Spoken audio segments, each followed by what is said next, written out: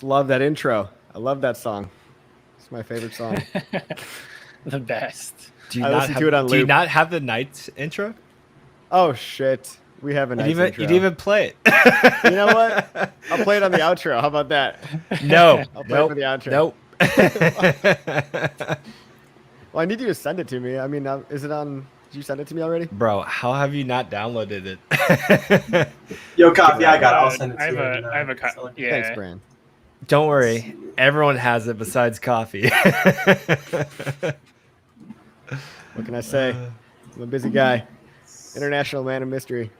What's up, Hex family? How's everybody doing? Dante, Thrilly Donka, Solo Dude, Axis Alive, DeFi Dior, Sensei Dozy. Good to see you. We got Bree here, Hex McKenzie, Hexerciser, Coat G, COTG. Shit. All right, we got everyone here. All the OGs, some new faces. What's going on, everybody? What is new in the world of Hex? A lot of stuff. A lot of shit, huh? A lot of shit. Yeah, even today, a lot of shit. Even no, today. I'm kind of annoyed today, actually. Yeah. Why? What happened? I will share it. I know some Hexicans have already seen it, and I'm trying to be good and hold out judgment until the final thing. But yeah, go ahead and share that. Let's see. Okay. Twitter. Oh wait, I didn't mean to. Let me scroll up a little bit. Okay. There we go. So Clay Collins, the CEO of Nomics, which represents Hex market cap appropriately and trading volume and all that stuff, put out this question on Twitter. It's like, dear Hex Army, genuine honest question. With only 10% of Hex locked and staked, why does Hex have 0.6% of the volume of Cardano, 0.5% of the volume of ETH? ADA has 166 times volume of ETH. ETH has 2,000 times volume, trying to grok the market cap volume ratio. So I went ahead and just kind of told them about the OA in the majority of the supply. So there's actually very little liquid to even be sold or traded. And then I gave him Gunther's audit, his channel on Telegram, to go check out the Hex audit. So he went in and checked it out. And I didn't really like this comment. He said the OA tab on this audit spreadsheet makes a case for me reconsidering circulating supply calculation. And then he just asked Richard Hart, is there someone we can speak with about the circulating supply? Our methods don't consider the OA tokens to be circulating. And so, I mean, I just followed that up with I was just like curious, does Satoshi's Bitcoin count as part of your Bitcoin circulating supply using your methods? Because like, I'm just kind of curious why this is coming up all of a sudden. And there's a lot of coins, mainly the big one, Bitcoin, that there's a lot of dormant coins for over a decade. Why all of a sudden are we concerned about the OA's tokens? If anything, they're more active than Satoshi's tokens. So I don't really know what Clay's angle is or why this has kind of come up out of nowhere. I put him in touch with Gunther in Telegram, so I'll assume they'll talk at some point. So I'm trying to be a little hesitant on passing judgment, but I just thought it was very odd, and I don't know what their methods are, but well, why now? You know, why just now? Are you asking that question? I thought he got it the whole time. I was under the impression he just kind of figured it out and kind of knew. And I mean, I think Richard explained the volume scenario where basically all the volume is faked, and we're the only people reporting real volume because we do all of our volume on Uniswap. But I didn't know he was having a hard time with the origin address thing too. Like, I guess he's been around for a while.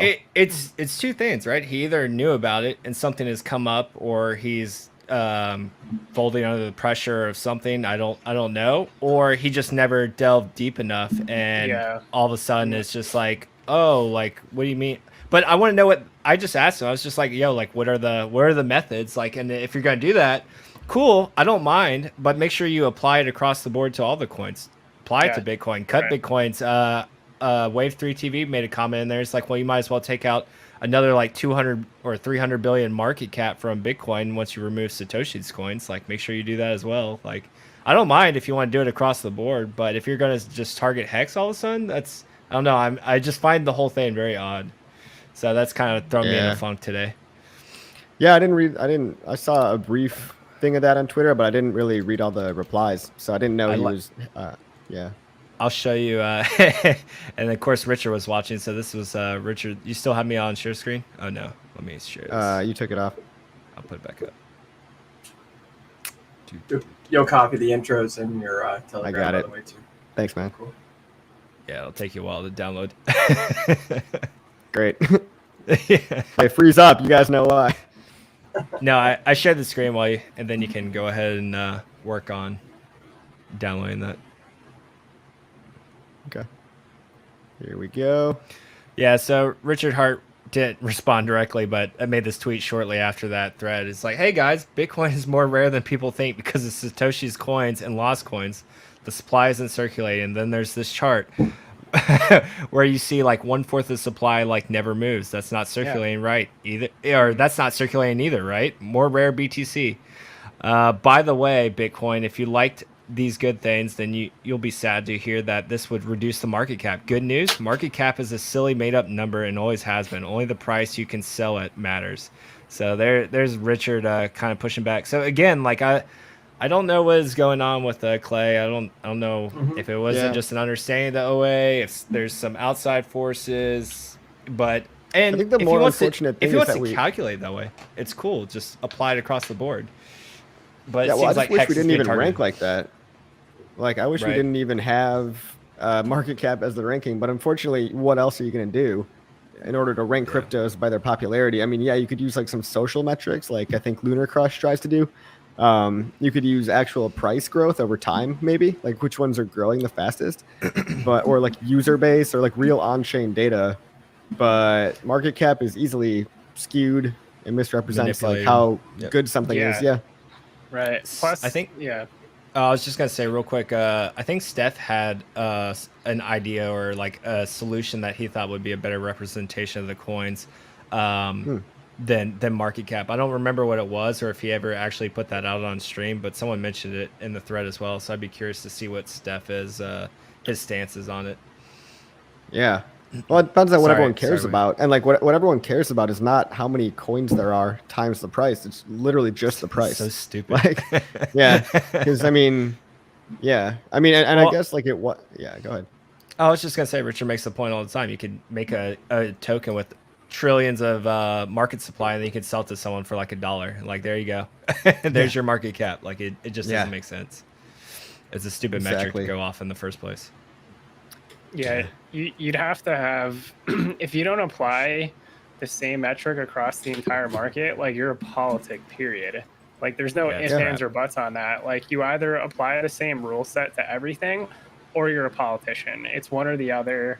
If I had to guess, it's probably folding under some sort of pressure, which is really a shame. But you know, this is very typical as far as what the Hex community has had to deal with since the inception of Hex. So this is what happens when you get something that's very disruptive, and it breaks a lot of people's understanding as to how the market works in practice. Because the reality is if you look at the vast majority of Bitcoin's trading volume, most of it's off-chain on these centralized exchanges where you have no visibility of anything. Hence the whole, it's very easy to fake volume.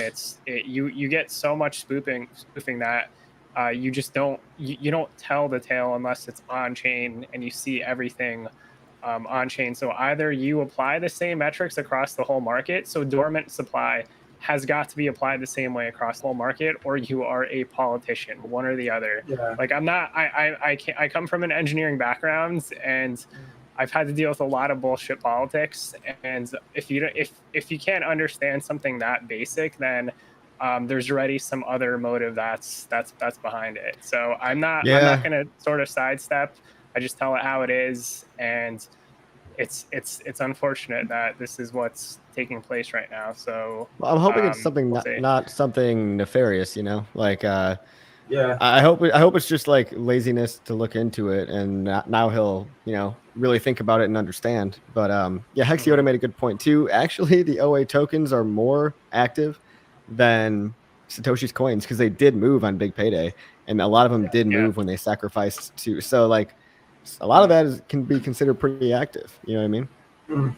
I had no idea that tweet existed until Motley just showed it, and it goes to show you like how much is going on in crypto Twitter and Hex Twitter as well. But yeah, that is a very good point that Wave 3 mentions, that if you're going to apply that same measurement of standard on Hex, then you kind of need to do it across the board all around. So that is interesting. But I mean, at least we have all of the data as always, and this isn't the first time that people have tried to come back with different countermeasures. And so if you want to hold people accountable or change the metrics a little bit, then you should evenly apply that to everything else. Yeah. I mean, and they are, there's a case for they're not even dormant either. Welcome back, Motley. Exactly. And then that's also, sorry, my computer froze. And that's also the thing too. Like if Clay wants to get cheeky, or Nomics for whatever reason, politics, ignorance, whatever, it doesn't really matter. I mean, the OA could literally move coins. Like, there you go, cool. I moved them to another wallet. There, put it back into circulating. Like Satoshi doesn't have that option, right? Like those coins will continue to lay dormant, and go ahead and apply the same thing to Bitcoin. And like someone said already, it's staked on big payday. It sacrificed coins. It moved it. It can move it again. Like I really want to know what his methods are in that tweet. I'm a little bummed out because I actually really like Clay Collins. So I'm really trying to remain on like the positive side, but yeah, I'm not the biggest fan right now. I don't think. Yeah, I want to assume the best out of people. So we'll wait and see how that shakes out. Gets you in trouble sometimes. Yeah, it does. Somebody said, "Oh, first of all, thanks for the tip, Alan. Thank you, appreciate that a lot." And I wonder if it's a theater by Richard Nomics. I don't think so. I don't think he would do that just to. I mean, there's enough news already. Like we had the whole. He's too busy. Yeah, I don't think so. Yeah. Stupid crypto. Let's see. Twitter tweet. Like, nah. No. Yeah, I mean, I agree with Watley. It does seem kind of out of left field, but I mean, it's definitely something I'm going to put the notification on him as well, just to see if there's anything that develops from it, because you either update your worldview and kind of the narrative, and I didn't realize that was going on, or you continue, and then we'll kind of really see from there. Yeah, I mean, I don't know if like the suit against CoinMarketCap has anything to do with that either. But again, I don't want to cross any lines that aren't there, that don't need to be crossed yet. But we'll see. Yeah, we will see. And on the bread side, Crypto Compare, which is a different coin ranking site, has apparently allowed Hex into its list of the 25 top assets to approve for its index fund. Nice. Traded on the traditional market. Yeah, didn't you see that, Molly? Yeah, of course. It was amazing. And the funny thing is they aggregate all their information from CoinMarketCap. Even with their skewed market cap they gave us, they still rank us properly at number 3, which I freaking love. Yeah. Justin wants to know, why are we streaming when Discourse is? Sorry, dude. Didn't realize. There's a lot of streams out there. It's hard to find a time that works for everybody. This is the time that works for us for. So no hard feelings or anything, but just happens sometimes. Thank you for the tip, though. Well, like the other day, I was streaming, and like there's a same thing. I mean, this used to be something that happened, I don't know, maybe even starting a year ago, where it's like, like you mentioned, there's only so much time in the day. And anyway, so like myself, and then I think like 3 other channels were streaming at the same time. And if anything, it's a good thing. I mean, not always does someone have to be there on the live chat. You can always watch one of them and then go back to the other one afterwards. Yeah, it's not like we have some kind of like beef or anything. Like everyone's cool, man. We stream when we can all stream. Like Coffee hit us up today. It's like, can we stream an hour early, guys? Like, yeah, sure. I do have a life. Like, yeah. Exactly. Try starting your YouTube channel and try streaming when hexagons aren't streaming. It's very difficult. Yeah, so true, man. Especially these days. Yeah, it's tough having a life. When Sacrifice Phase announced on a Wednesday, was Sacrifice Phase announced on a Wednesday night? I don't think so. I don't remember. It was the same. Or no, it was a Thursday actually, because we had a Knights of Crypto show. We ended it, and then everyone, I think you guys went to sleep, and then it was like me, Wasabi at the time, now Wave 3 TV, and Dollar Cost went back on and did an emergency stream when Richard tweeted out. So it was actually a Thursday. Sorry, Kinetics. Take that. I really, Kinetics, show me your turd picture after the show. I'm really interested. I want to see how big it is. I hope it's in like a cool shape. You know, when you look in the bowl and it's formed like some shape that you didn't even intend. Those are the I think it's a best. hexagon shape. I think he's got like a hexagonal butthole. So. Made a capital B by mistake one time. I took a picture of that one, not gonna lie.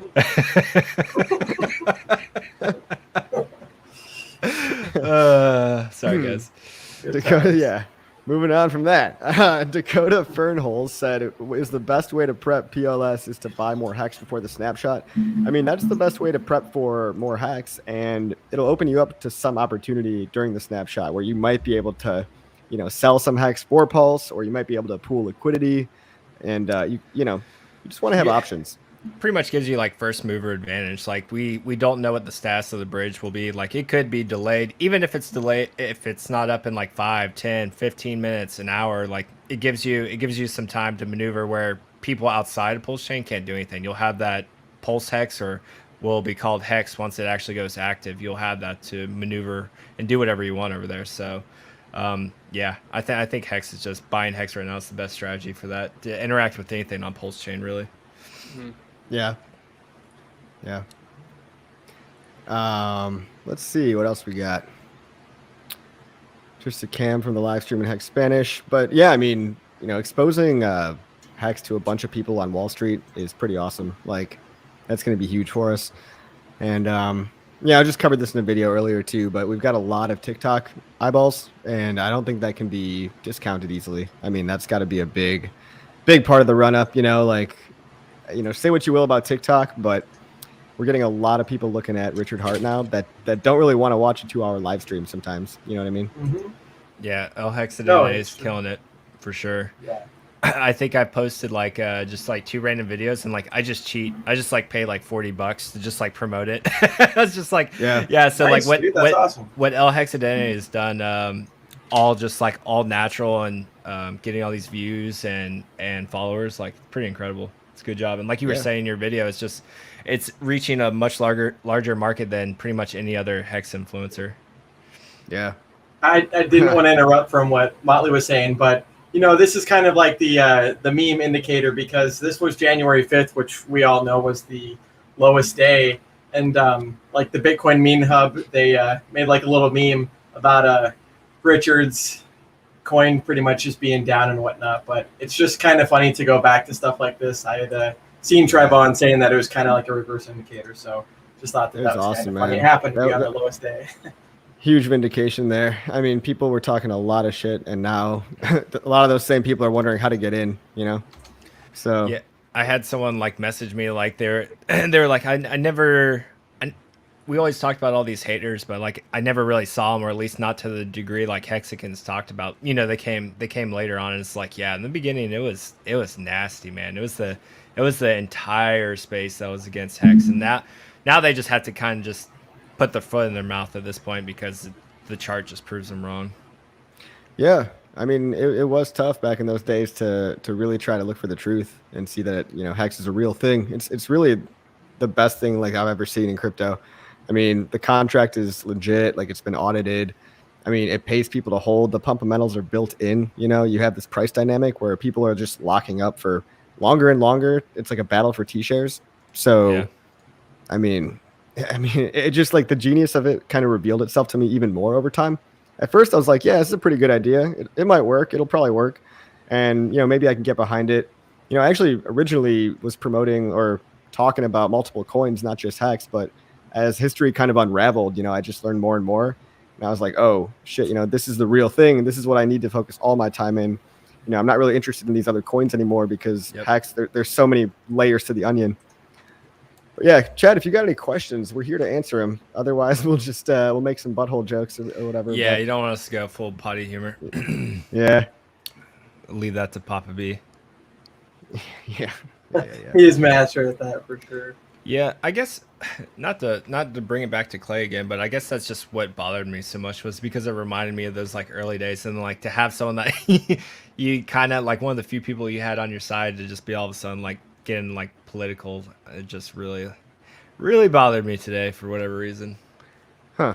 Yeah, I didn't take it that way because I didn't read too much into it, but now after reading that, I'm like, what the hell, man?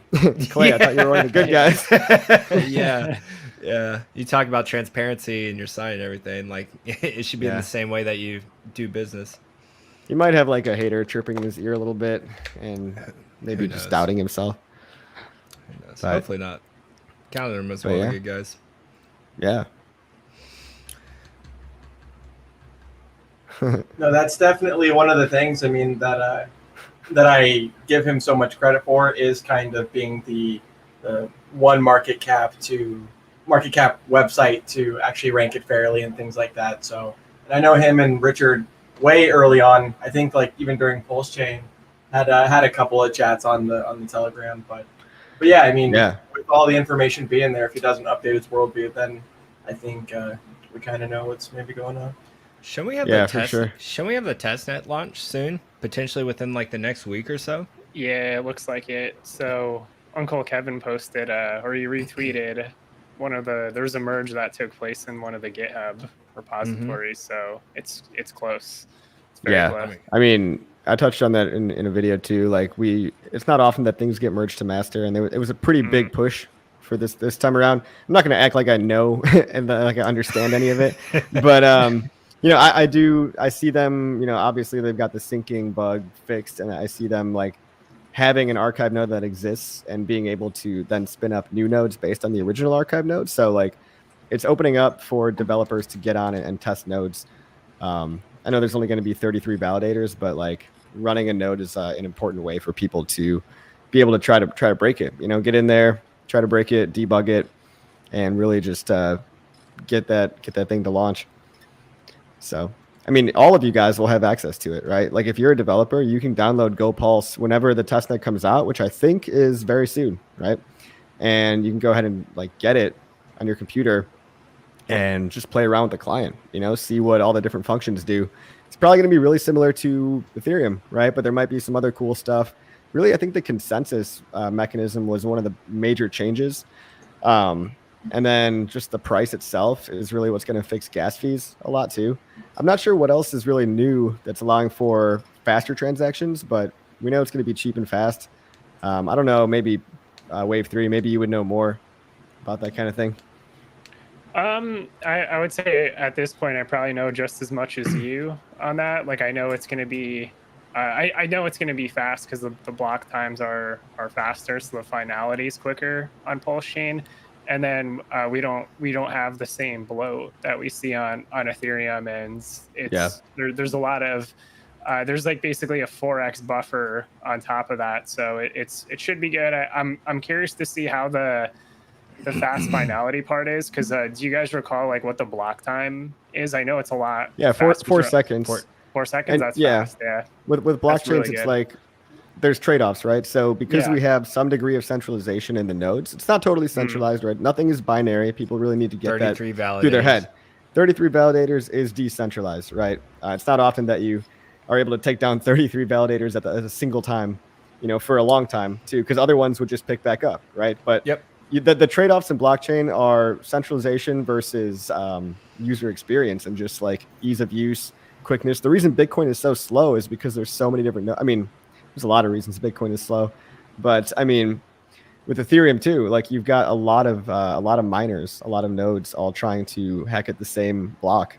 And with 33, it propagates much faster through the system. Yeah. So you sacrifice a little bit of centralization for a lot of throughput and just a much better system that I think people are going to actually want to use.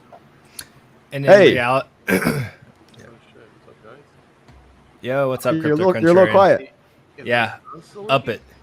Damn. Okay. Let's see if it works. Is that better? Now you're going through the right speakers, I think. Okay. Cool. Well, maybe louder. Louder? Damn. I'm not sure if my mic is working or if it's my webcam. So sorry to interrupt with technical difficulties. I was gonna set up and then it was a bit ahead of schedule. Crypto Coffee, good to meet you. You too, man. Yeah, man. I've seen you around for a while. I've seen all you guys around for a while. I've been in it for a minute, but sort of lurking lately. So cool. What's up, bro? Yeah, the flow. Keep going. I want to catch up to what you're talking about. I was just gonna say your living room looks nice. You got a nice It's comfy.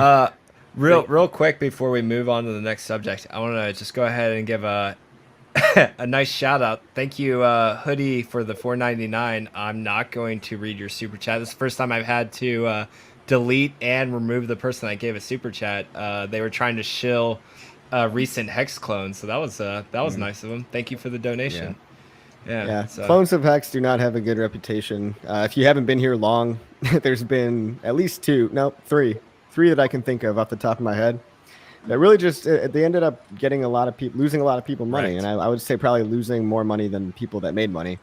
Most coins only the founders make money. In Hex, obviously the founders make money, but everybody's got a chance to equal opportunity to get their T shares, to hold for a long time, and to really get that financial freedom. So a lot of these clones are all talk, and if I haven't looked into the latest one yet, I should look into it so that I'll know why it's not great.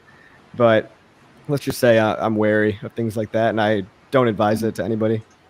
Yeah, definitely. Yeah, it was nice to have you on, Crypto Contrarian. So I know you reached out to me. You told me you were thinking about maybe starting up a channel or start streaming more. Yeah, I tried. I put in an attempt a couple months back, but then I got busy with life. I'm renovating this unit. So this is actually a duplex. Nice. So I have a unit next door that's vacant, and I've just been kind of like doing the tile, redid the kitchen, the countertop, like everything. So I've haven't been able to be super active like I was before. So I'm trying to get that done. My plan is actually it's just weird because I've been here for a while, to sell this spot, and then after that, I don't know. I think that's the thing with a lot of Hexicans. A lot of us are kind of like selling our houses, our goods, and we're kind of uprooting. A lot of us are. I know some of us are having plans to travel and check out some different options and places. So I think it's something a lot of us are experiencing as of these past few days or couple months. I know I'm in the same boat. I think with with the freedom that Hex has offered, it's like we need a new direction now, and we have to focus our energy on different things. And everyone's got their own like pet projects and side projects, and some things not even crypto related. I know a lot of guys that are into real estate too, so I want to try my hand at that too. So I think that's awesome. Yeah. So it's kind of hard. I mean, with streaming, it seems like you need some sort of a stability or discipline. I don't really have one. So, but some people like that stability. Yes, because I'm in a transitional place, as you guys all are. I don't know. Yeah, I mean, people like, I know the viewers a lot of times enjoy stability. I haven't been a very stable streamer myself or video content producer at all. But I do what I can, and I'm not going away or anything. But, people do think, if they haven't heard from you in a couple of days sometimes that, you're dead or you fell off the earth or whatever. But we're all still here. We have a lot on our plates. So it's totally understandable. Yeah, just do it though when you have the time. Do it when you have the time. It doesn't have to be structured. It doesn't have to be like Hexo doing it every day, even when your child's born. Like that's another level. You don't have to go that crazy. You don't even have to do like planned out like once a week. Just do it when you have free time. Pre-record, go live, chat with the audience. When you do uproot, if you do sell the duplex and start traveling, like just live stream it, film it, vlog it, whatever.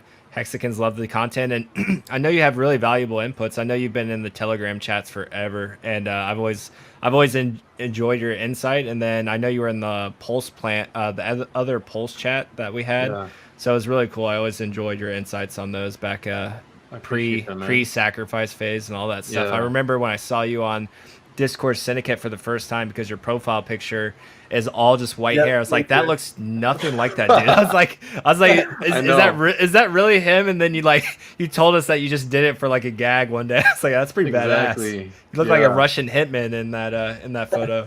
That's hilarious. I appreciate it. That's what I was going for, sort of. Yeah, it worked. I wouldn't fuck with you.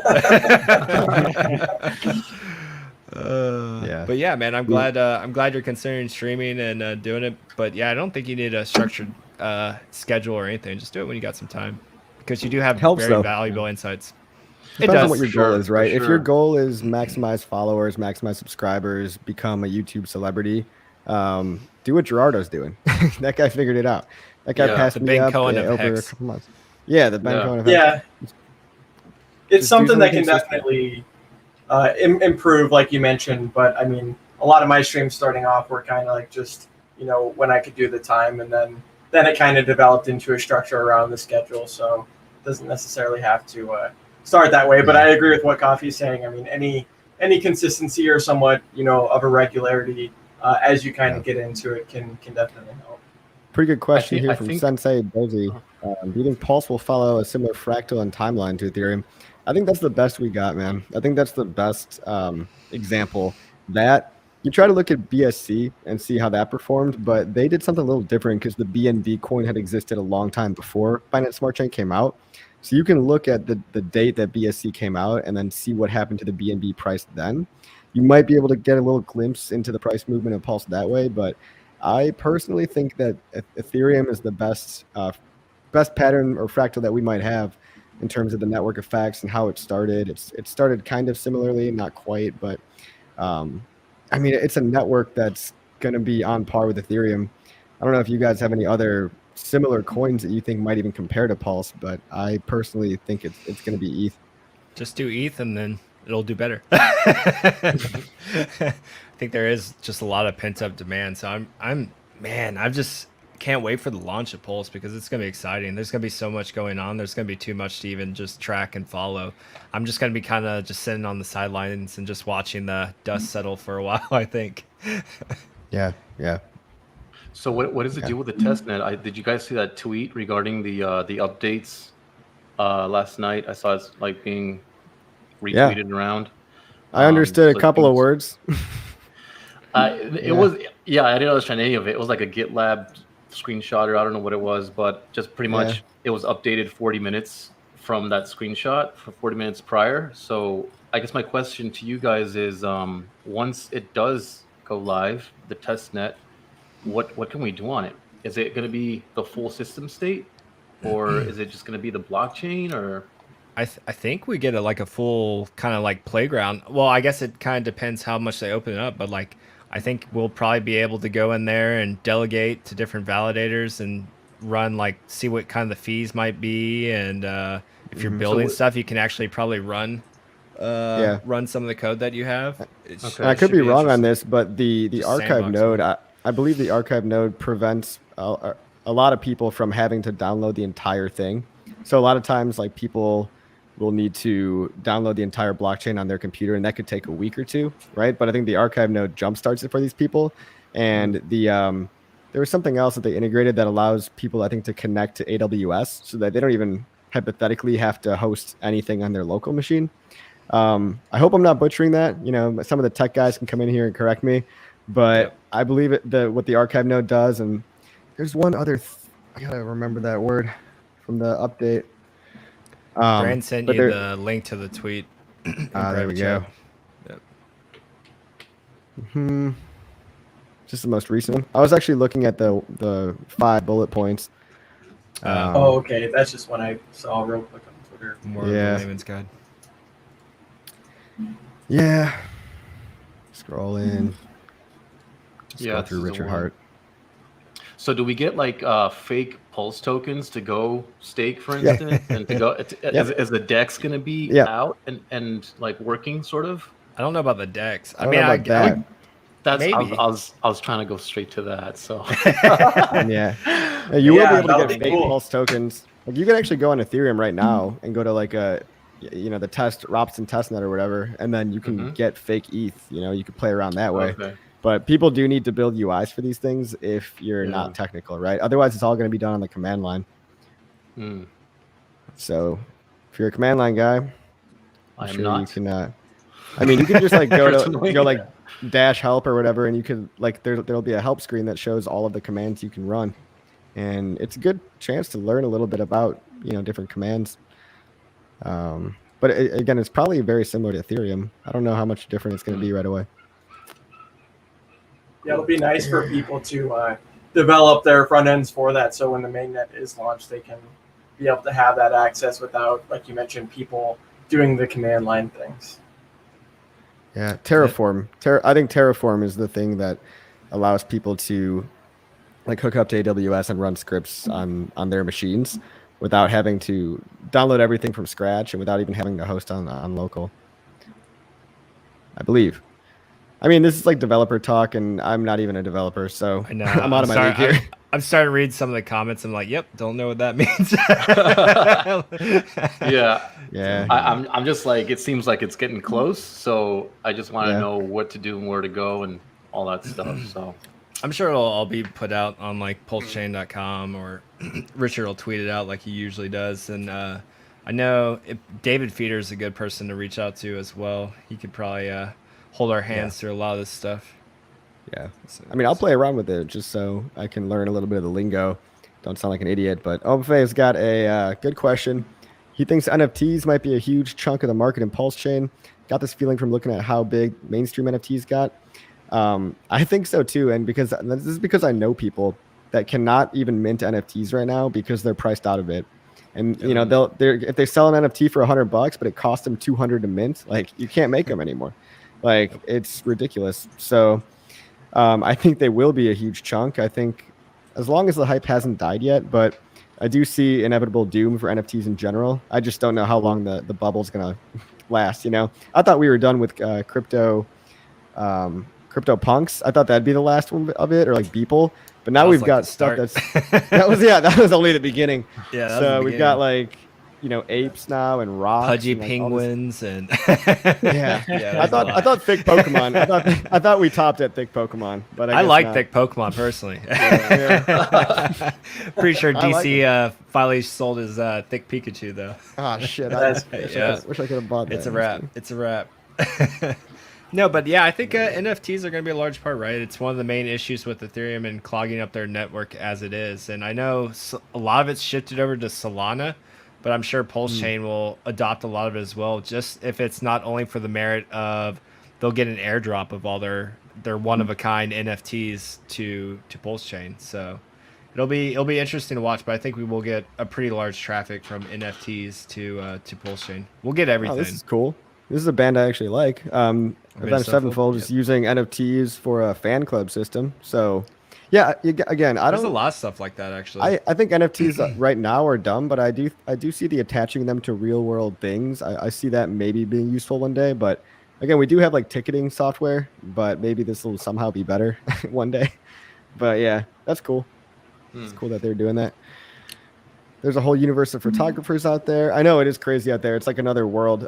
Crypto Junkies broke it down in a good way the other day. He's like, there's Bitcoin maxis, Ethereum maxis. There's the DeFi guys with the Aave, the compounds, and all that.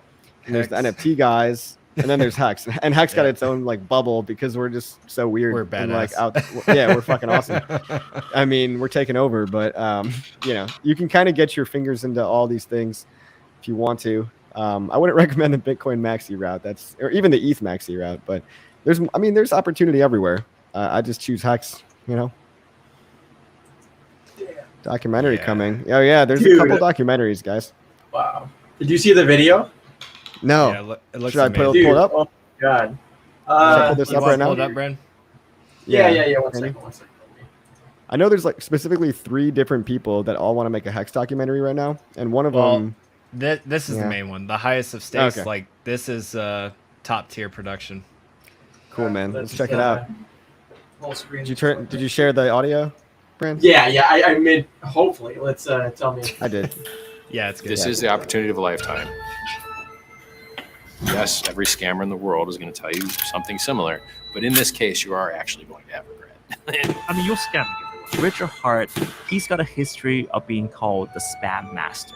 There's some weird things going on with his coins. Making one of the biggest Ponzi schemes that we have ever seen. Hex coin is 1,000% a scam coin.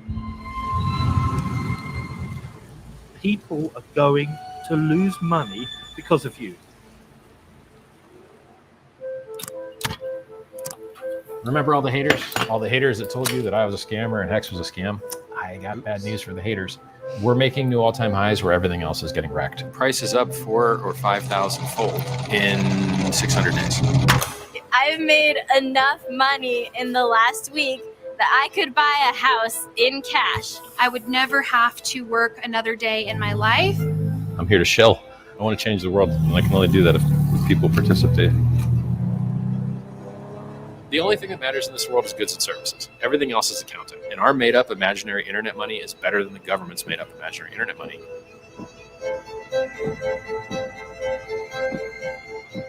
Both of them are only backed by the shared fiction of the humans believing that they have value. If Hex is a religion, then Richard is God. I'm in crypto for glory. I want to have the best cryptocurrency that's ever existed. I want to have the best performing asset that's ever existed. And so I think of blockchain as like the internet. In the 90s, everyone thought the internet was just for email. I bought some this morning. They're imaginary quarters. Like, it's like playing Monopoly. They're more than quarters. I went All of what? all of our house money. Wow. This is a force that is not going to go away. The cryptocurrency is not going away.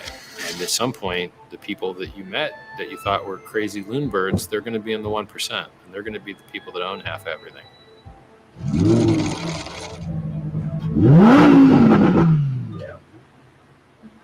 So Wow. good. I got chills, Damn. dude. That's fucking so cool, dude. That's pretty sick.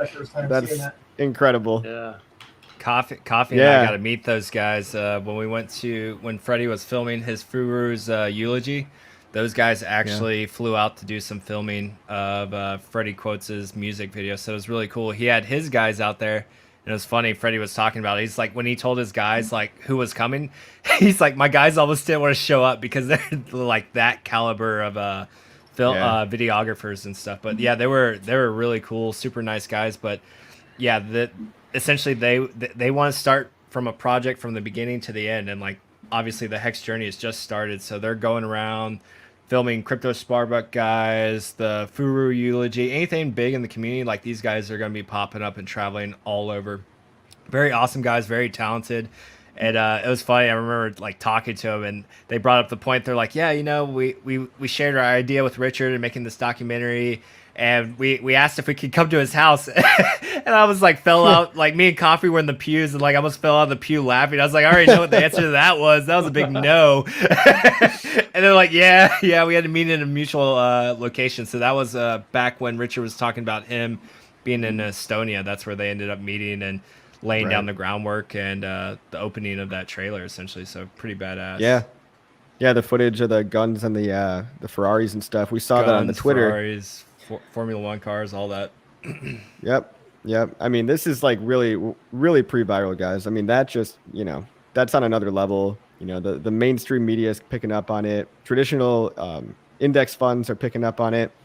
It's going to be insane. I mean, if you're not in now, I don't know what you're waiting for. Not financial advice. What's up? Thank you, Hexray Doc, for the 5555. It's 75 times your annual salary in Hex gains enough to retire, or should you wait for another 100x? Incredibly grateful to all of you. First of all, congratulations, sir. I'd say, you know, I don't know. It is if you want to continue to do stuff. Do you enjoy what you do? Yeah. If you don't enjoy what you do, I would say, yeah, if you really hate it and you want to get out. But I mean, I would also try to find another way to make income, you know, on the side, even if it's not as much. I mean, 100x is seeming in the cards. 10x is definitely seeming in the near future. That's a tough question, man. But it's funny. I got that comment from some random anon on Twitter today. It's like, oh, didn't you retire and aren't you like a just perpetual seller? I was like, you know, people have other streams of income, right? like it's not just like one thing. I was like, cool. But and then on top of that, it's like it's quitting the day job, which for me was the military. So definitely wanted to get out of that so I could get my freedom back. But then like behind the scenes of like people like some random anon on Twitter who doesn't know me, like building businesses, building projects, it's like we're creating streams of revenue that you guys don't even see. And then Discourse Syndicate's actually doing something really cool that's going to be available for all you guys soon, where you can actually take your Hex and you can do a lot of cool stuff with it. Again, just creating a stream of revenue that you could use to buy more Hex with. So people get this concept in their head of retiring is just they don't do anything anymore. It's not true, or shouldn't be. Again, like I was saying earlier, there's a lot of irons in the fire right now. A lot of stuff behind the scenes that I'm not going to talk about until it's done, because I mean, it's kind of bullshit to just like say, you know, to say, oh, this is coming, and then it takes a couple months, and like everyone's got all these expectations, right? And so it's better to just release something and not really tell anybody, but we definitely have some pretty lofty goals, not only just to make more money to funnel back into Hex, but to help change the cultural and social fabric that we have to live in. Yep, 100%. It's really cool stuff, man. Yeah, sell stuff on eBay, Jeremy. I mean, I went through a phase of that. I sold a lot of shit. Sold my I had Pokemon furniture. Cards. my mattress is back on the floor like college days. Sold all that. Gotta sell the couch. Yeah, I gotta hurry up and move and sell the house and all kinds of stuff. Running out of time. Did Richard shoot the gun wrong? I'm not a gun expert. Someone said wait, go back. What did they say? I didn't pay close attention to it. Did he load the wrong rifling to bullet load? I'll have to go back and watch it. I didn't. That's a motley question. I wasn't looking closely. Game needs funny, work. Let's see. Only like 10 people are gonna know that. But yeah. Still. Holy shit. Thank you so much. Still 87 license. How can I join you guys? Would love to be part of the podcast and stream from Mexico. Nice. Yeah, you can start streaming from Mexico anytime you want. You can talk to us offline and we can see if there's a spot available. Just hit up one of us, and we'll see what we can do. So you sold Pokemon cards? No, I still have some. Don't worry, I still have some. Don't worry, I got some spares if you need them. Yeah, don't worry. I would never sell all of them. Is that is that dude streaming in Spanish, or is he trying? Because I think Richard Hart mentioned something about we need streamers in Spanish. It's a big market. You know what I'm saying? There's a lot of Hexicans that do Spanish speaking streams as well too. Yeah. Oh, really? I would definitely reach out to them. Yeah. Speed A2 Wales only, right? Wales only goes on with them a lot. Yeah. There's I think there's more than one. Despida 2 Hefe. I think our second largest, after obviously the US, our second largest community is like the whole of South America, if we count that. Specifically in Argentina, there's a lot. But yeah, there's a lot of Spanish speaking streamers. I mean, maybe that would be, it depends if you want to be in English or Spanish, but if you're in Spanish, it might make more sense for you to join up with some of those guys. Hold on, let me I'll give a shout out to them real quick. I found their channel. As soon as I can share it. I'll answer this quick question. Where can we buy Pulse Chain at MetaMask Swap or what? It's not available yet, man. It is a couple months away. So right now we're all kind of waiting around for it. If anybody's trying to sell you a fake Pulse Chain, be careful because there are a lot of scammers out there and there is no PLS token right now that's legit. Okay. Just for everybody too. Do not buy Pulse Chain right now because you're not really buying Pulse Chain. You're buying something else. All right. Yes. Yeah, so this is an awesome Spanish channel. Definitely hit him up. Wow. He's great. 16,000? Nice. Yeah, so he used to stream before Hex, and I know he talked about it before, but like I think a lot of his subscribers aren't as active anymore. Back when he acquired those, like way back. Most of it's just Hexicans now. But wow. Very good stream. Wow. Yeah, the more the merrier. If I understood Spanish, I would listen more. But I think Wales has gotten on his channel a couple times, and they have other Spanish speaking individuals, Hexicans, come on, and so definitely hit him up. It's a good one. Yeah. Bhavnesh says he's Indian. If you need Indian, yeah. I mean, if you have a different language you can speak, I would just say go on your own and start it out because there's going to be a lot of people out there that want to hear what you have to say. Especially in different languages. Yeah, and you have the entire like market too, right? Like Crypto Sparbuck, like they do double streams. They do English and they do German. Then you have Hex Asians. They do an English stream and then they go on later and then I think they do Mandarin. Mm-hmm. So like if you speak a different language, go out there and speak it. And then I know Peter on Discord Syndicate, he does his own thing too. He's got a couple of friends. Slovakian, right? Yeah. So like if you speak a different language, go out there and start up a channel. We'll support you. I don't speak it, but I'll subscribe and like all the videos. I'll do my part. I might even learn a little Spanish from one. I'm trying to relearn. Might need to. I know. Yeah. Might need to. Synthwave says I ordered some pulse chain on Amazon. Did I get scammed? I think that's a joke. Was it a T-shirt? I hope it was. Yeah, I hope so. I hope that's a joke. Wandering out of DFW said, so glad more and more people are aware of Hex and the gatekeeping can end. I've had a number of Hex comments get deleted by some of the big YouTube channels. Yeah. Yep. Yeah. Happens. Sounds about right. Yeah, people don't like the same things. It's okay. They'll learn. If you buy crypto from Amazon, you messed up. Yeah. At that moment, he knew please. he fucked up. Record scratch. You might be wondering how I got here. Can anybody read this? No. With time, you'll be invited for sure. I'm gonna let you have that one.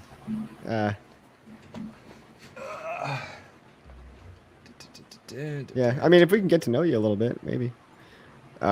Mexican community is very tight knit as well. Word may travel fast throughout it. Yeah, I'm sure. I'm sure it is. A lot of Mexicans. I speak Spanish, but I'm still working on my English, especially when it comes to this technical language. I wouldn't be able to communicate anything in Spanish. So very cool. Me and more Motley investor. I know. I just saw that shit. No homo, bro. No homo. Copy what El Hexadente did on TikTok, and you'll have an in. Yeah, I mean, honestly, if you get on TikTok, superhex.win and El Hexadente, Yikes. doing great. I forgot what his channel. His is like a little bit different. It's like crypto something. It's like funny. Yeah. I can't remember. Yeah, I think Yikes is probably my favorite out of all of them. His is that guy's got a good sense of humor. He's got me rolling every time I watch his. Yeah. Yeah, Richard's been flexing on Instagram. If you haven't heard, there's an official Richard Hart account now.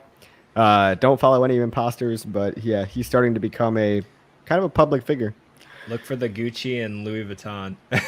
Yeah, then you'll know. And then you'll know you're in the right place. Whoa. What else is new in Hex World? Let's see. Not much. I mean, honestly, I think it's just anticipation of us just waiting for the launch of testnet. Until then, we're just kind of waiting around while the rest of the market just dumps. I was gonna say it looks like we're a little bit green, but man, Bitcoin's below 40,000. That's not looking good. No bueno. Good. Ethereum's almost 2,500. Oh man, I didn't really see. This is the thing too in Hex. Like I don't check the rest of the market. I don't even really check the Hex price that much. Like, but the dip, man. If Bitcoin falls below 30,000, it's a wrap. Yeah, multi-year bear. If that happens.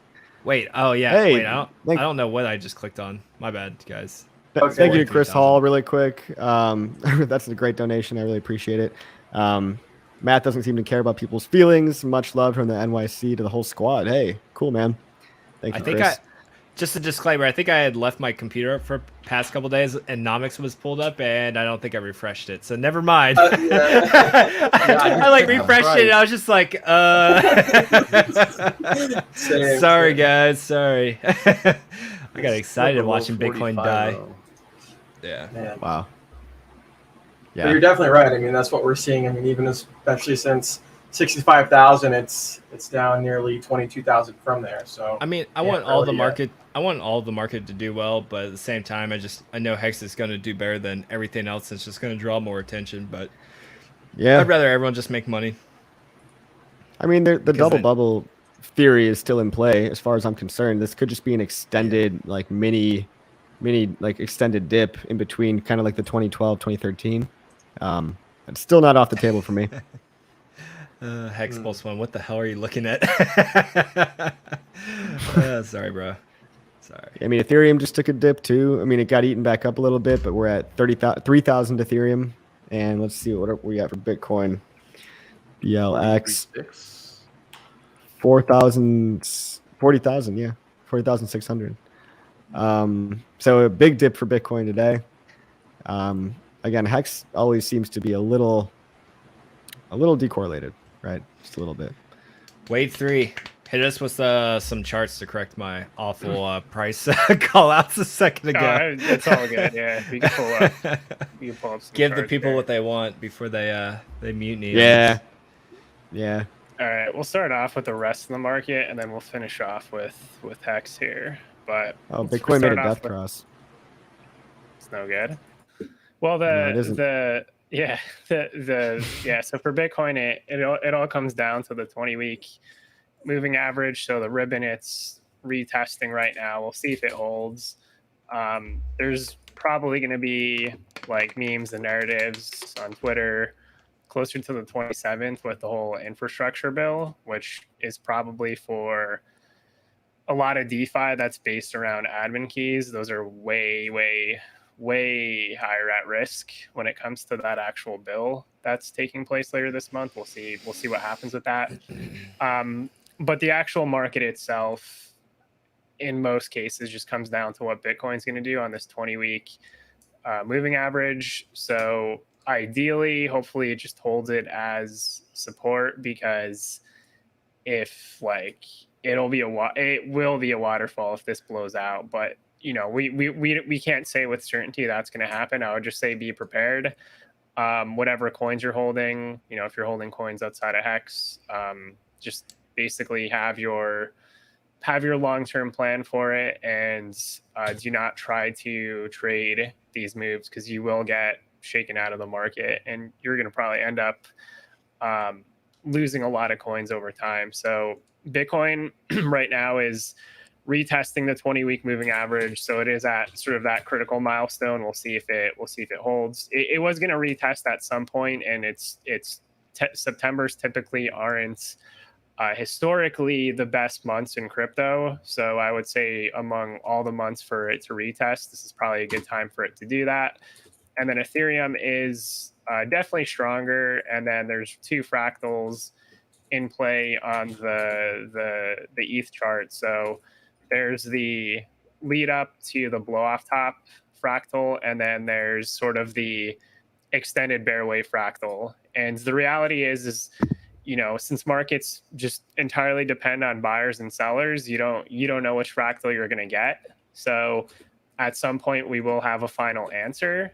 And unless you bought ETH, during stages of the bear market or in the early stages of the bull market, there's no such thing as easy or no risk in the market at this point for Ethereum, because it's substantially elevated above its long-term accumulation band that it's hit multiple times. But I would say, at least in the case for Ethereum, it's stronger than Bitcoin. It is stronger than Bitcoin. The ETH to Bitcoin pair looks like it's building up on this growth channel it's been moving in since basically the bottom in 2018. So this actually looks pretty good. I still do believe one day Ethereum will flip Bitcoin.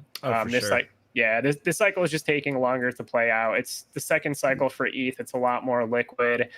So the moves take a lot longer to play out. But generally, if we just go back to the ETH price chart, when it does move, it's fast. We saw this basically since the flash crash that happened in March of 2020. There was basically a year-long bull market.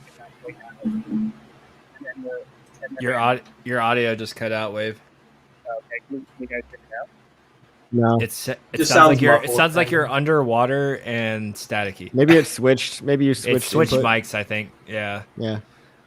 All right. How about now? Better. That's okay. it. Better.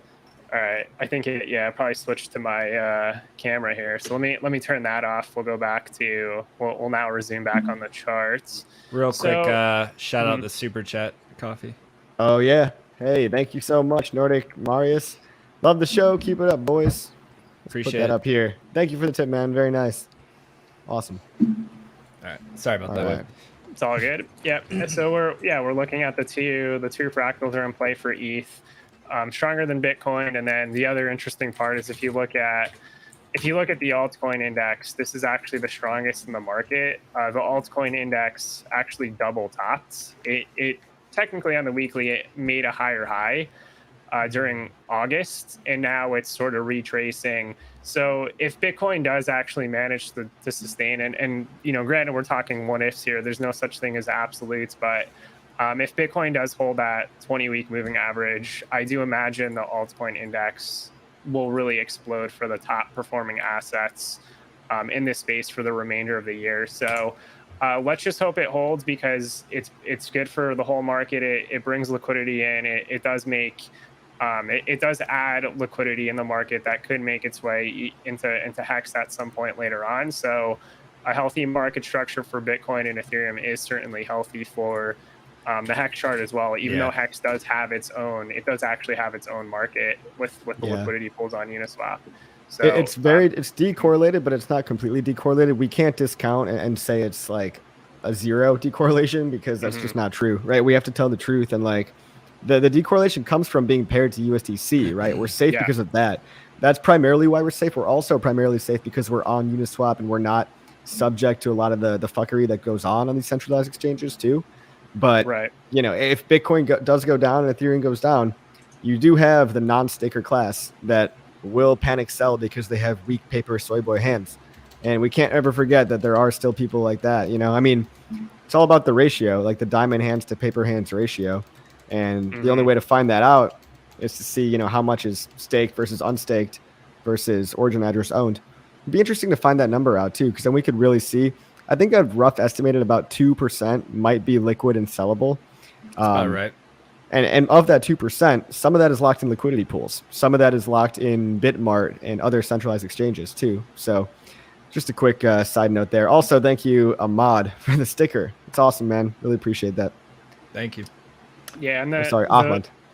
The reflexive nature of the market too. It's like when you have that healthy structure with Bitcoin and Ether, you see it with stable coins. Like they're growing over time as far as how much stable coins exist in the market. So that's an opportunity for that to land in the market for Hex. So in the case for the even to the point Coffee made for the decorrelation, the whole reflexive nature of the market allows for assets or more of that to flow into the Hex market, and then there's more you'll have with basically liquidity entering through mostly Bitcoin and Ethereum is the main pairs that most people are going to enter this market in.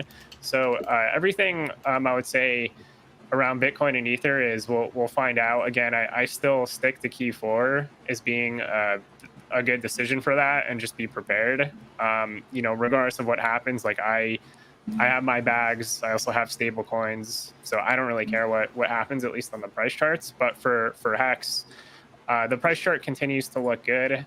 If anything, the 3-day time frame still continues to look good. The RSI on the 3-day just had a retracement back. It just sort of cooled off a little bit, so you could actually see this sort of cool off for a bit and then basically push back up to higher levels again. So as of now, the higher time frames still look good on the Hex chart. There's not a lower low that's happened yet. Even if you look at the daily time frame, everything is still, technically speaking, a higher low. Even after this recent attempt to break that 50-cent level, it got rejected, came back on the moving average, and so far it's still a higher low. So there hasn't been any bearish breakdown at all as far as the overall macro structure. If we go to the 2-week chart, looks really good. This is basically just an increasing parabola and just getting steeper and steeper. And I would say the best chart pattern you have for something like that is probably Bitcoin, but just be aware you're not going to time, whatever the blow off the local top is. You're not going to time moves like that. You don't know when somebody is going to sell like a lot of coins in the market, and it's the same thing on the other side as well. For if you have a market maker that buys or market buys a lot of Hex. So everything looks good basically since November of 2020. Hex has been in if we actually just go by a big payday and measure the amount of months Hex has been in a bull market, it's been in a bull market for 274 days, and so far this number keeps growing. Wow. So it's incredible. Yeah, it's pushing basically it could even basically push to a year or more. You know, we don't know how long this is going to go on for, but well, I guess here's the thing. My prediction is that as long it's in a league of its own. As long as the average stake length keeps increasing, I think we might not even see a full-fledged bear market. Yeah, we're gonna have dips, right? I'm not saying there's no dips. Hex goes up only, so don't get that in your head, people. But what I'm saying is that because of the statistic that the t-shirt, people keep buying more t-shirts, right? People keep buying more t-shirts and staking them Locking up for longer. The average stake length used to be 4 years. You know, this was 2 years ago. Now it's almost 6.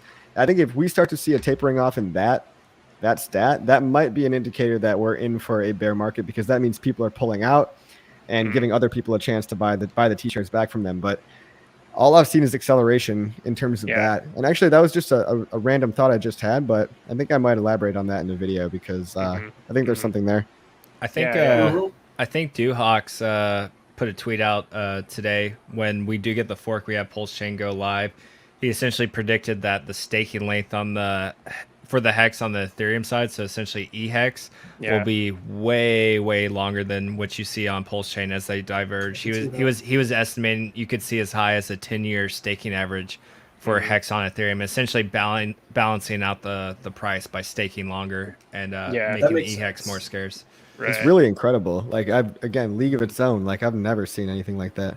Yeah, 10 years. I just realized I was looking at the wrong trading view tab, but it's actually longer. It's actually more along the lines of 300 days. So Hex has been in a bull market for about 300 days now. So, you know, considering another 2 months really isn't a lot. Like, it could very easily push to a year or more. I mean, Ethereum had a bull market from basically the flash crash that happens in COVID, and it had over a year-long bull market. So this can go on for longer than most people expect, and that's why the whole thing with like the parabola, like you don't know where you don't know what the end point is on the parabola. I know people like to pretend they do, and like that's all it is. It's all, you know, there's no such thing as absolutes. Those are just fantasies people like to project, and generally it's basically you're throwing basically a dart that's going to very clearly miss the dartboard in most circumstances. So I would say enjoy it. Like, this is a very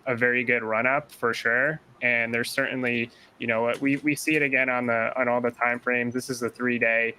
Looks very good. It's holding the moving averages. And then back to the RSI, since my bad, I was on the wrong tab earlier, but it just looks basically more of the same. This could cool off for a bit. Very possible this cools off for a bit, but then it could basically push back up to these higher levels, and then this is where you could basically end up getting, you know, dollar plus, even multi-dollar. Like, you could see $2 Hex.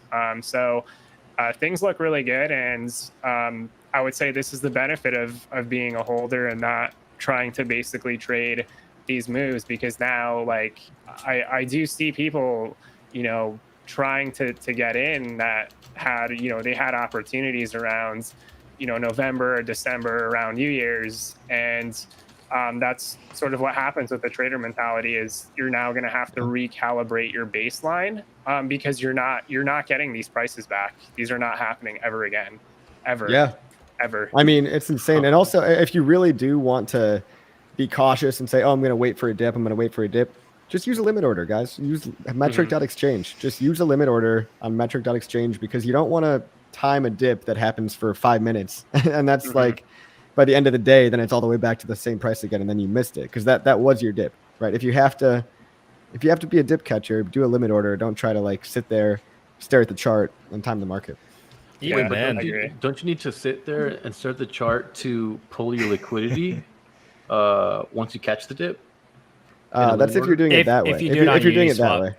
Okay. If you do it on Uniswap V3, yes. If you use something like matcha.xyz or 1inch.exchange, no. Oh shit. Yeah, it's much more efficient. Like V3, Uniswap V3, placing a limit order is much more. It's like hobbled together. It wasn't really. I mean, you can do it, but you got to be present. Yeah, it's not meant for that. Yeah, it's more hands-on. So the limit order thing is more of a byproduct of providing one-sided liquidity. That's like essentially what you're doing, but it's not necessarily a strategy I recommend a lot. Real quick, I want to give a shout out because I saw Brazology in there. So the Crypto Sparbuck guys are going around and doing their US tour right now. And so I've been seeing a lot of pictures and videos of that. I thought it was really cool. And I told Brizology, I was like, yo, give me one of the flyers. I mean, I will probably go to a shit ton of these events at some point once I get a little bit more settled. But I was like, yo, send me that flyer. Yeah. And he sent it to me today. And it was funny because I forgot that he actually has my address from the one chip challenge we did because I mailed him one of the chips. Yep. And so I got that. And then he sent me an extra gift, which I've been asking for forever, but he sent me the hex.com nice. and then the pulse chain flyer. Damn, and I never got those. I know. I wanted this so bad. So I have a ledger, but I got mine so long ago I wasn't exposed to the ledger hack. And it's funny because I'm more bummed out that I never actually got one of these in the mail. So I've been like asking anyone, it's like, if you have them, like I want it, send it to me. And so I didn't even know Briz was sending this to me. So thank you, Brizology. I appreciate it. Yeah. I'm gonna get this shit like history. Framed. Yeah, it's history. Yeah. I'm a sucker for Hex memorabilia now. The more yeah, I love it. I got my bandana. History. I got my Hex silver engraved, like 3D printed chain. Oh, yep. What else I really want that shield. I'm gonna probably pay you for one.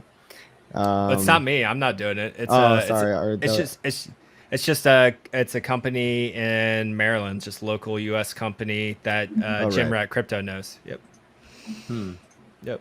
Just worked with them getting it designed and put together. Can you unpack that letter situation? You said something about you got your ledger long before the hack. So the hack was if you had your ledger after a certain point. So the database evidently was hacked from Ledger of people that ordered ledgers, and I mean had mine back in 2016, but like pretty much everyone I know that got a ledger like relatively recently, all got that got that Hex flyer or mail or what have you. And I just never got it. It just never came, and I was just really bummed out. So maybe mine was exposed, or maybe that information was gone by that point. I don't know, but yeah, I never received any mails or flyer from that. So yeah, I mean, I could have been exposed, but I don't think so. I imagine I probably would have gotten one of those flyers if I was. Oh, there he is. Appreciate you, Briz. So there's apparently there was some sort of tool, or it was really just a website somebody made that supposedly like somebody could put their email in to see if their data was breached, and I was like, is this a trick? It's called haveibeenpwned.com. Yeah, if you guys want to check it out, I'll put the link in the chat. That's funny. It actually is really good for you to go check this, guys, because you guys shouldn't be doing this, but if you're one of those people that uses the same password for everything, first of all, stop. Second of all, if you want to check if you've been pwned, go right here. And this will help your security a little bit. I mean, someone out there might have your passwords and you might not even know it. So, never seen this site before. Yeah, I mean, certain sites that are just super shitty. You know, you might have used it back when you were like, 20 years ago or something, or 10 years ago, and you might not even remember. So, anyway. Dude, I got MySpace all the way from 2008. Yeah, man, I'm gonna be changing that. Good news. No pwnage found. All right.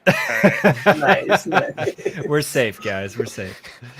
That's awesome. I want to know what happens if you have been pwned. It's not good. Yeah, it's not good. You don't want to get pwned. I'll tell you that. So Mass Brofect, the golden chart is playing out creepily well. Of course, Wave 3 is going to act like he doesn't know or he's surprised, but he's not surprised.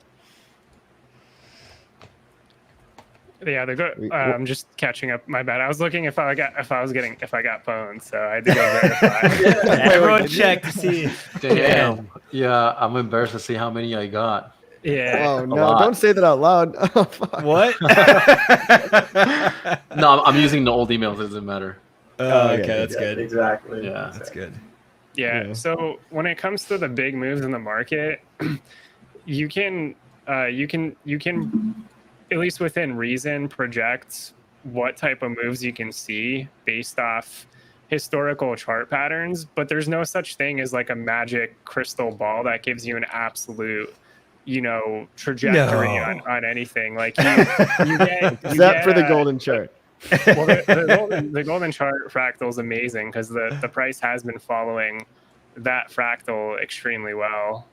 But that's the whole thing. Like that fractal was projected months before the big move. Once the move starts, like either you got your bags or you're going to have to recalibrate your baseline. Because I see so many posts where, you know, it's just like in the Hex trading where they're trying to trade on like daily time frames and they're just all getting wrecked. So it's a lot easier to sort of project these big moves before they actually happen. And then once the big move starts, like you got to be ready for it. Like when you're in the ocean and you're waiting for that rogue wave set, you know, the ocean's going to give you what you're going to get, and you better be ready before that rogue wave set comes in. Because if you're out of position, if you're too far on the inside, you're going to get smashed. Or if you paddle too soon, like patience rewards people that you know, that it's all about using. You have plenty of tools to analyze these types of movements in the market, and the Ethereum. So just to be very clear, the Ethereum fractal is the basis for a lot of the projections back prior before big payday. The Ethereum fractal was the projection at the time, and if you actually look at the movement on the Hex price chart, it's outpacing that Ethereum fractal. You could see it on Gerardo's website. Look into Hex; it's outpacing that fractal. But the whole point is like. The whole point of speculation is to speculate before everybody else does. If you want to make those big moves, then you got to do it when there's a lot of FUD and a lot of fear. And then when the big move happens, it mostly turns into disbelief. It happens over and over again. It's happened on Ethereum. It's happening on Hex right now, and it's going to keep happening again over and over in the market. So just be thankful you have the coins before the big move starts. But the golden chart awesome. The golden chart is real. Like the whole point of the golden fractal, so to say, is that move. We talked about that move. There's clips of that back in September. Like there's clips of us talking about the T-shares. You know, we specifically said that the T-shares were going to go from 0.1 ETH to over an ETH and price out most people for squids. All of that has happened. All of that has already happened. So, you know, this is it. Once you start to get to the stage of like local tops and all that stuff, you're very unlikely to predict like a local top on the chart, because it can go much higher than what you expect.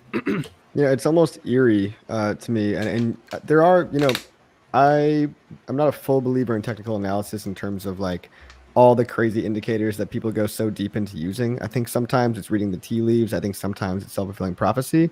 But I do believe in fractals, and I do believe in, you know, on-chain data that you can, you know, look at. And I do believe that there is an element of past performance might be some indication of future performance, even though it's not always, and people have to legally say it's not. We can learn from history, right? I mean, it conflicts directly with history repeats itself. So that's common knowledge. So, you know, fractals, history repeating itself. And I think just things like, you know, as liquidity expands, it takes longer for the moves to play out. That's something that just makes sense from as there's more people in the market, there's more hands that the money has to go through. So the moves aren't going to be as explosive. So things like that, I really do believe in. And this has given me more faith than ever in the whole fractal idea. I'm a big fan of that. I mean, it plays out in physics too, like in the universe. So, I mean, it's almost like it's weird, man. It's weird. That's all I got to say. Oh, got a follow-up. Clay messaged me on that thread. Let's see. I'll share it real quick. Yeah, it seems like there's just gaps in the knowledge, or at least based off this comment. Yeah, I want to give him the benefit of the doubt. I know. I try. Okay, we're going back to Clay, guys. To get to the bottom of this. This is what enables us to receive high APY. My team probably knows about this, but I'll ask here while I'm thinking of it. Does Hex total supply increase over time? Yes. What? Yes. Or do staking rewards all come from? Oh, yeah. It's just like he thinks he always paying people out. Yeah, he doesn't know anything about Hex. Yeah. Damn, man. Well, I guess when you're running a company, maybe you don't have time to really dig in. Yes. Yeah. I mean, it's true. It's true, but he's running a company that deals with thousands of cryptos. He probably just needs like the bullet points for each one. But good job. Good guy Clay is back on our side. Hopefully. Well, and yeah, I mean, it was kind of one of those random things that might have just been out of a lack of information. And like you mentioned, I mean, it's cool that he's listed it, but it seemed like a genuine question, and at least the response that he's coming back with is seems good, because that response could have gone either way, and that would have kind of determined what we were speculating on. I think he did talk to RH Hexagon. Maybe I think they might have DM'd. I know that he definitely direct replied to him, so that probably helped. If you have time to talk about it, you have time to research it. Yeah, I don't think he talked publicly about it, but yeah, that was probably the first time he did talk publicly, like about what is this hex thing all about. So it's all right. We gave him the answers he needed. But well, and the nice thing about it is Richard talks about, actually in his stream with Zuby, which is really good for people that didn't see, but not saying that Clay is this way, but people in general that are Hex haters, they advertise Hex in a way that, you know, he wouldn't be able to pay them otherwise. Like when you see the Bitcoin meme thing that I mentioned that was on the lowest price that Hex has ever faced, sometimes that bad news can kind of be good news, because some of the people that weren't going to talk about it otherwise, they'll go in and do their research and maybe convert, as opposed to just not hearing about it at all. Yeah. Yep. Wall Street buying is nothing good. They will acquire a major stake. I agree, Papa Pig, but I will caveat that with the news today, it wasn't Wall Street buying necessarily. It was Wall Street being able to buy an index that tracks these things.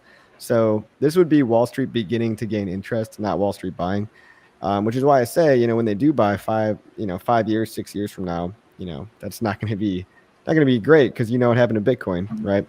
But basically all an index fund is it's an exchange traded note on a traditional platform where the value of that note is based on the underlying price of the assets, but I do not believe they actually hold any of the underlying assets. So buying that note does not give you access to any Hex. It doesn't give you any rights to anything other than tracking the price of the overall performance. So hopefully that clears that up. Hex curious. Oh yeah, I used to drive through TC on occasion if I was heading to Seattle or Portland. What's TC? Not too sure now that I'm thinking of it. Yeah. You finished Dunkirk, Motley? He's on mute. No, I did not. I've seen it before though. You didn't ruin the ending for me. I'm good. Dunkirk You just interrupted me from watching it. Sorry, I'm just finishing up my response to Clay. Oh, you're going at that, yeah. Well, guys, I mean, we're almost at an hour and a half. If we got any other topics or questions, I'd be happy to take them. You guys have been awesome so far, asking great stuff.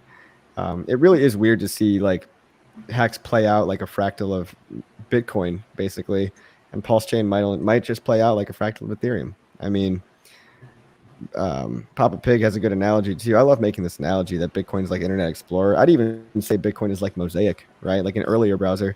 Yeah. No one will care. No one cares about that anymore. People actually use Internet Explorer. I don't think people are going to use Bitcoin in 10 more years.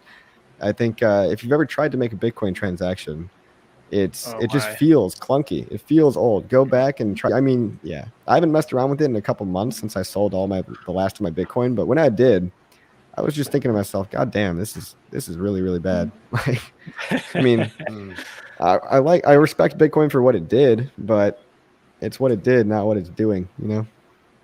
Yeah, I agree. And the Bitcoin price, or even just it staying in the market over time, you know, Internet Explorer, it's not like there was a value that was tied to Internet Explorer that people traded around. So, you know, there's a lot of economic energy that's just stored in Bitcoin, but the potential is very clearly diminished. Like you see it this cycle, like it's honestly just relative to like other opportunities in the market, you're far better off just investing, you know, pretty much in almost anything else when it came to the major DeFi coins. The fallout was basically the 2017 coins, like all the proof of work coins, Bitcoin Cash, Litecoin, like those ended up falling behind. But like if you look at the actual innovation that's taking place in the space, it's very it's very clear like where the trend is with DeFi and these smart contract platforms that are having more value, because like you're starting to tie in economic energy and then different ideologies on the internet, which I think is pretty awesome. Yeah, and not to mention the whole monetary financial revolution, just basically going like underground and just doing it our way, kind of like the internet did with information. Countries tried to cover it up, you know, China did a pretty good job, but you can't really censor the entire internet. I mean, we have workarounds. Like we have VPNs, just like we're going to have tornado.cash. You know what I mean? That's where I'm seeing an analogy there. If there's one thing I think about the USA, it's that everyone's too scrambled and not organized enough to get their shit together. So I'm hoping we end up in some kind of a case where there's too many people, you know, fighting and trying to play catch up, that they're not able to regulate it the way they want to. And I also hope that people like ourselves one day, and the existing powers that be, like the PayPal mafia, are able to step in and basically alter regulations in favor of crypto and freedom and a free crypto environment, rather than just regulating the shit out of it and making every staker a broker, you know, that kind of law. Yeah, that's just not going to work. So, you know, we do have the power to change things with our voice, with our money, actually. And politics is a dirty game, but I guess the one thing I'm betting on with the US is that they're too, disconnected and too fragmented. Every little, 3-letter agency is not going to be able to, cooperate well enough to really make concrete laws. I mean, we see the IRS says different things than the SEC, which says different things than your local lawyer. And then, like marijuana, illegal federally, sold in almost every state. It's like, ridiculous stuff. So like Schedule 1, 2. Yeah. Yeah. And so I guess they just passed something to make banks work a bit more seamlessly with the marijuana industry, right? Is that what you just said? Oh no, but that's interesting though. I didn't know that. Yeah, I just read that last night. They just so it's going to get a lot easier for the dispensaries to not have to deal with cash, and it'll drop their expenses by not having to have security on site, stuff like that. That's awesome. Yeah. Hell yeah. Finally, I won't have to pull out cash every time. I was gonna say that's always an inconvenience. Yeah. No, but yeah, there was one more thing that I know that Richard had done, which was he went to, I think it was like Warsaw, Poland, right here, and yeah, that was awesome. Anyways, that was kind of cool. He met up with the people, and I think that's still Brent on the far left, but. Anyways, a lot of Hexicans, and it's cool that a lot of people have been able to meet him in person, whether it was back in the day when he was doing major conferences or this one. So it just goes to show you that what a cool founder to be able to meet the people. I'm so jealous of all those Polacks. That's the moment I saw that tweet, I was like looking at flights. I was like, how long to fly to Poland? I was like, not going to be able to make it. Yeah. I would have hopped on a plane. If I could have done the time frame, I would have done it in a heartbeat. Yeah, I know. Yeah, whenever he makes his way across the pond, we'll be great. We'll be there. Yeah, we'll be there.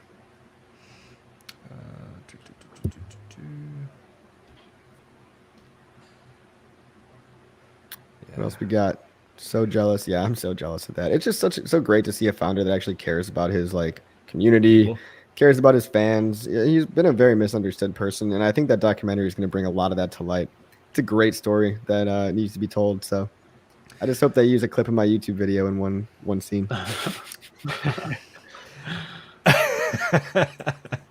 I mean, all the people I have to do is go back and look at his original videos, like when he was a retired multimillionaire and he was just making self-help videos. That was it all. No course, no ads, no monetization whatsoever. It was just doing self-help videos. How to do a proper apology, how to quit addictions, how to become wealthy, how to make a good apology. Like, very good videos. Yeah. Some of his best videos. And it's funny because everyone that calls him scammer or doesn't like him or anything, all they had to do was just a little research into his channel, and they would have found out what kind of person Richard really is. And we've talked about it before. When you have thousands of hours of content, like, you can't really fake who you are. And most people that are good at picking up on what people like, who people really are, you usually picked up right away that Richard was a good person and not a scammer, in fact. Yeah, he doesn't slip up. He doesn't change his story. He might be a little rough around the edges. I mean, his like old that stuff shit. was full of curses, and that's Yeah, kind of too. that's why I liked him. And now he's changing that up a little bit. I'm personally, I'm bit. like bring back the fucks and The fuck you. the R words. You're a retard. Yeah. He's been really good about not pulling out the retard one. I like that one. Yeah. He says it with emphasis that hurts. Yeah. Yeah. You need words that sting. I think wrecked pleb is his new favorite, and if you try to put a little sauce on that one, it's like you wrecked pleb. You're such a wrecked pleb. You pleb. Watch, we're gonna have like social justice warriors talking about pleb. Like, don't say pleb. I mean, your stream's probably gonna get flagged for saying retard too. Yeah, so. that is gonna probably become just as offensive as retard. Yeah. Actually, I want my channel to stay. Yeah, screw freedom of speech. Sorry. Whatever. I have feelings. They hurt.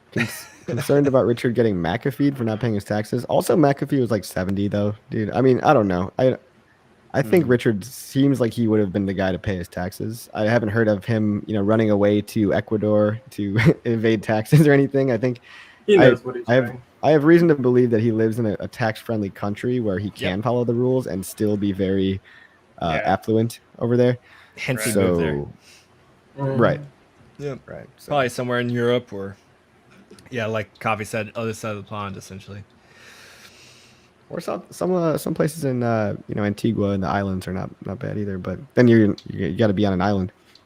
Yeah, I don't think he likes islands. He's talked some smack on islands before several times. Not after Panama. Overwatch was talking about buying an island. He was like, islands suck. Fuck islands. That's funny. Well, that's why nobody lives on them, he said. We'll just make our own Hexarico. It'll be badass. Yeah, we've been saying that. People get banned on Twitch for saying simp? What? Maybe we shouldn't have pulled that up then. Pleb. Fucking plebs. Plebs. I love that word, man. It's good. It's good. The truth is that Hex is the only crypto I'm okay to hold a long time. The others just trading junk. Yeah. Couldn't agree more. I mean, people are literally locking it up for longer than Bitcoin's been around. So that really tells you something. That is a good point. Have you guys? I know this isn't like a financial advising show, obviously. It's YouTube, but or StreamYard.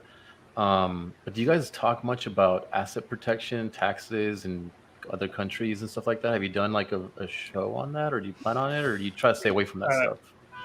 No, I think it's a really good one. So I know, I guess for asset protection, I know there's a lot of work that Discourse Syndicate is working related to that when it comes to taxes. That's going to be, they're going to be presenting a lot of that and sometime in the near future. So there's going to be that resource for the Hex community.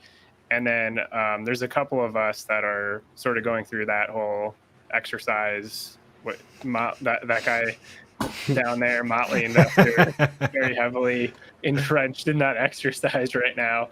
There's gonna be I'm just getting started in all that, so there's gonna be where I've been trying to. Sorry, go on. I was gonna say there's gonna be like learnings along the way, which could lend itself as being useful information to anybody else that's in the Hex community that's starting to consider that as well, because like taxes and all that stuff, it's really good to sort of start thinking about that stuff now. You guys see what happened with squids, like they're now multi-millionaires, and you're going to sort of see that propel through other creatures in the bracket too. So the sooner the better. It's just there's legalities with like actually discussing some of this, and like we're just like starting the process, and as we become more knowledgeable and actually go through the process ourselves, we'll relay some of the information. Again, it won't be actual advice because we're not we're not lawyers, we're not CPAs, we're not any of that stuff, but we'll essentially lay out some of the details and some of the stuff we went through via the process, and you guys can kind of use that as a launching point, jumping off point, and go from there. But yeah, we're starting that process very soon here shortly. Cool. Yeah, 100%. You'll know as we live our lives. But yeah, guys, thanks for coming on. I got to cut the show off at an hour and a half. So it's been real hanging out. Thank you all, 215 of you. Any last words? Anything anybody wants to say? I think I'm good. You got the outro downloaded to actually play? Oh, you know what? Keep talking. Keep talking. Did you not do it? No, I did it. I did it. Okay. Hey. I guess the only thing is tomorrow I got to. Oh, sorry about that. Sorry, Brad. Go ahead. Sorry. Tomorrow I'll be streaming with Rags to Riches. His name is Brandon as well. He's had a lot of people on his channel lately, and there's a lot of Hex and Pulse content. So I still need to set it up, but that's going to be 4:30 Pacific Standard Time, and doing an extra stream with that guy. So that'll be cool. Oh, I got something I want to shout out. Wave 3 TV. When do you want to do our spaces on Friday? Have you thought about a time? Yeah, good question. So, let me see if I say we just shoot for in the evening, maybe. Yeah, evening's probably good. That's when everybody's back from work and stuff. Do you want to do either like 9 or 10 Eastern, so we're around there? Yeah, we could do 9 or 10 Eastern, or if you there's a pretty wide range there. So yeah. All right, guys. Plan for just look Eastern. for Wave 3 TV, me, Wendy's for Tindies, and maybe some other people that want to hop on. But we're gonna just open up Twitter Spaces, and don't really know what we're gonna talk about yet. But we'll just talk about anything. Bring questions, come talk, whatever. It'll be fun. We want to switch it up, something different than YouTube. Hey guys, Wait, look at this.